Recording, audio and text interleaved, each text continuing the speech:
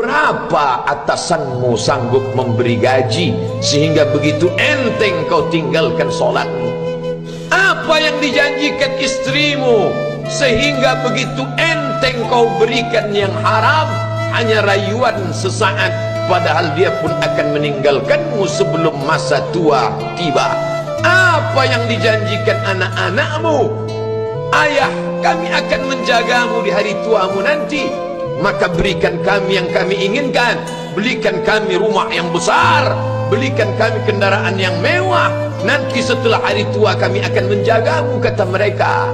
Tapi setelah kita tua, dosa-dosa begitu banyak terkumpul, mereka pun meninggalkan kita di panti jompo yang penuh dengan kesunyian, hening, sepi. Suara cucu tak terdengar menangis, karena mereka pun malu mengakui kita sebagai orang tua. Suapkanlah yang haram ke mulut mereka, berikanlah yang batil ke dalam perut mereka. Itu hanya akan menjadi azab di dunia sebelum hari kiamat tiba. Ishma syi'ta, hiduplah sesuka hatimu. Ishma syi'ta, apa yang mau kau makan, makanlah. Apa yang akan kau bekerjakan, kerjakanlah. Fa innaka mayyit, tapi ingat, kau akan menjadi mayat, kau akan mati. Semua akan diminta pertanggungjawaban di hadapan Allah Subhanahu wa ta'ala. Hari ini orang boleh tertawa, hari ini orang boleh merasa dunia dia yang punya, tapi sampai masanya yang hijau akan berubah menguning, yang kuning akan mati, yang mati akan menjadi debu, yang debu ditiup angin hampa tak bermakna. Lalu apa yang akan dibawa menghadap Allah Subhanahu wa ta'ala? Amal saleh.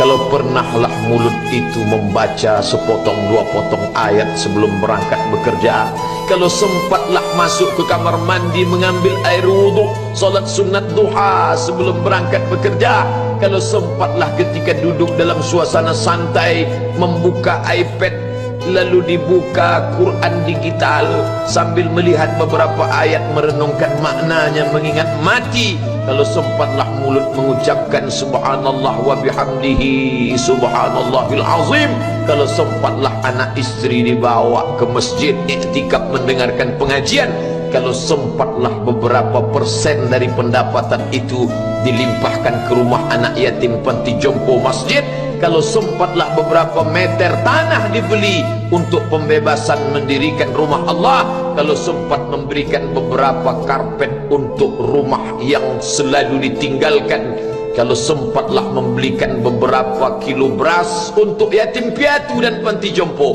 itu yang akan menolong di hadapan Allah. Adapun rumah besar dengan beberapa semen, dengan beberapa busi yang banyak, semua akan menjadi tinggal kenangan. Mereka akan menjual, membagi-baginya.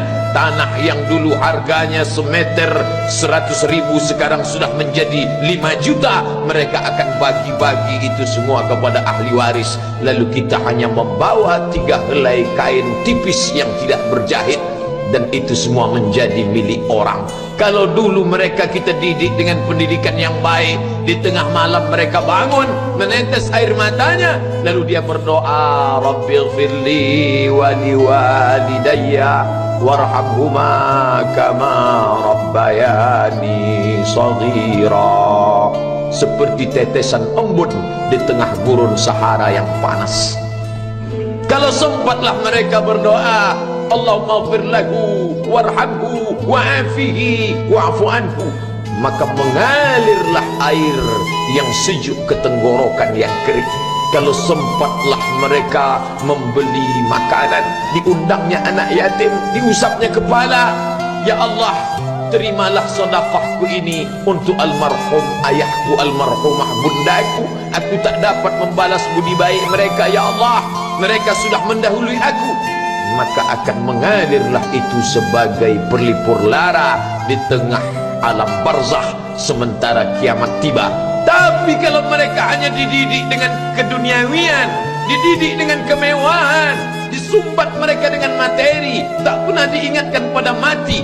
Ketika kita mati, mereka pun juga akan mati perasaan ingatannya. Paling celaka lagi, mereka mengingat kita dengan mengantarkan bunga, mereka mengingat kita dengan pakaian hitam, mereka mengingat kita dengan suara musik. Mereka mengingat kita dengan memajang foto kita besar-besar di dalam rumah, dan itu hanya menjadi penghalang rahmat Allah turun. Tidak berkesan sedikit pun. Mereka sedang menyangka kalau dinyanyikanlah lagu kesenangan kita, terobat rindu hatinya. Kalau dipajangnya foto kita, dilingkarkannya karangan bunga, puas rindunya. Padahal itu tidak membuat pengaruh apapun kepada kita di alam barzakh. Maka sayang, buatlah sayang yang mengingatkan sesudah mati. Kalau rindu, buatlah kerinduan yang membuat dia akan tetap mengalir sebagai satu amal sesudah kematian. Idza matal insan, kalau manusia mati, inqata'a. Dulu rajin membaca Quran, berhenti. Dulu rajin salat tahajud, berhenti. Dulu rajin menghatamkan segala yang baik-baik, berhenti. Tapi ada yang tetap mengalir. Di antara yang mengalir itu adalah sedekatun jariyah. Sempat membelikan beberapa bungkus nasi.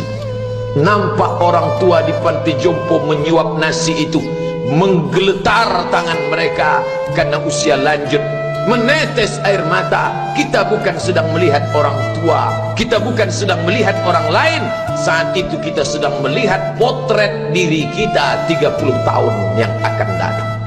Gimana aku 30 tahun akan datang? Surga, kenikmatan yang luar biasa, tapi dia tidak akan dimasuki oleh orang yang biasa-biasa.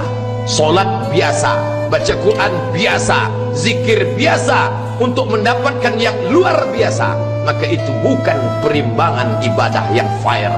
Hanya dengan solat wajib biasa, hanya dengan baca Quran biasa, hanya dengan zikir biasa, hanya dengan sedekah biasa, berharap akan masuk ke dalam surga yang luar biasa, maka sungguh bukan suatu perimbangan.